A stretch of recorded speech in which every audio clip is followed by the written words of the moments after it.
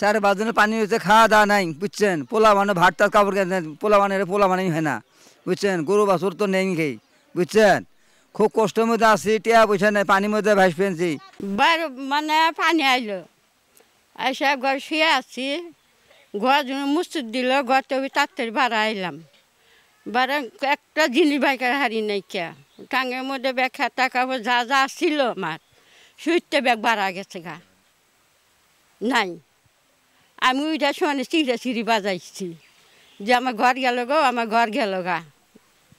পাশে বেহে পানির মধ্যে কি ব্যাগ আসা হার না করে আমার যদি কি সাহায্য করে ঠিক আছে, আমি ঘর তোলা হারমু। ওনার তো একটা পয়সাও নেই, 10 টাকা যে কেস তাও নেই।